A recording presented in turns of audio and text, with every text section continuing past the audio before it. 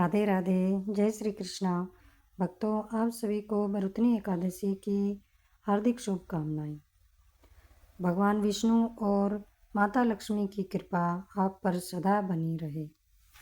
भक्तों, आज की वीडियो में हम भरतनी एकादशी की कथा लेकर आए हैं। धर्मराज युधिष्ठिर एक बार भगवान से पूछते हैं कि हे प्रभु, मैं आपको नमस्कार करता हूँ। आपने चैत्र मास के बाद शुक्ल पक्ष की एकादशी अर्थात कामदा एकादशी के बारे में विस्तार पूर्वक बतलाया। अब आप कृपा करके मुझे वैशाख मास की कृष्ण पक्ष की एकादशी का नाम क्या है और इसकी क्या विधि है, क्या महात्म है, आप कृपा करके मुझे बतलाएं। भगवान कृष्ण ने कहा, हे राजेश्वर, वैशाख मास के कृष्ण पक्ष की एकादशी को भरतनी एकादशी के नाम से जाना जाता है।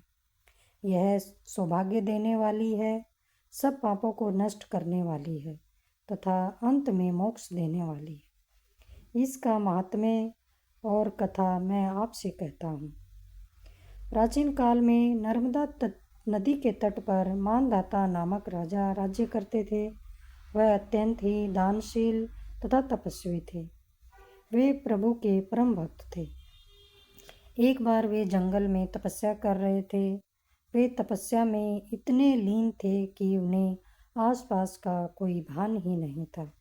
उन्हें अपने शरीर की भी कोई सुध नहीं रह गई थी। वे पूरी तन्मयता के साथ भक्ति में लगे हुए थे। उसी समय न जाने कहाँ से एक जंगली भालू आया और राजा के पैर के पास जाकर उसके पैर को चबाने लगा।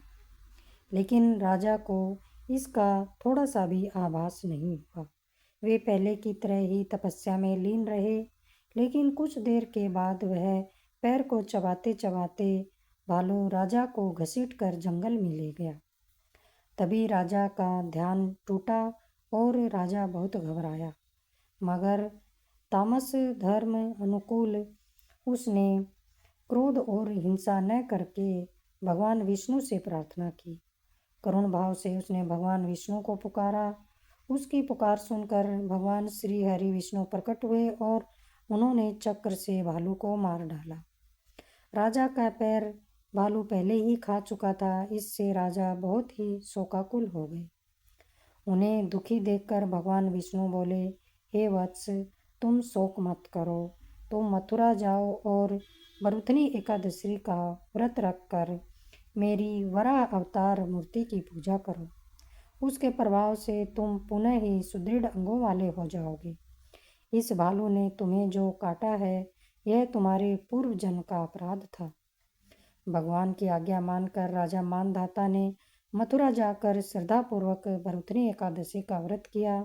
उसके प्रभाव से राजा शीघ्र ही पुनः सुंदर और संपूर्ण अंगों वाला हो गया। इसी एकादशी के प्रभाव से राजा मानधाता अंत में सुख को भोग कर स्वर्ग को प्राप्त हुए। जो भी व्यक्ति भय से पीड़ित है, उसे भरतनी एकादशी का व्रत रखकर भगवान विष्णु का स्मरण करना चाहिए, भगवान विष्णु की पूजा करनी चाहिए और उनके नाम का जप करना चाहिए।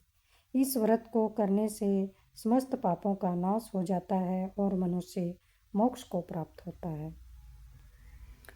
आज की यह कथा आप सभी को कैसी लगी, आप सब मुझे कमेंट करके ज़रूर बताएं और यदि अच्छी लगी हो तो औरों में भी शेयर करें और कमेंट करें। राधे राधे।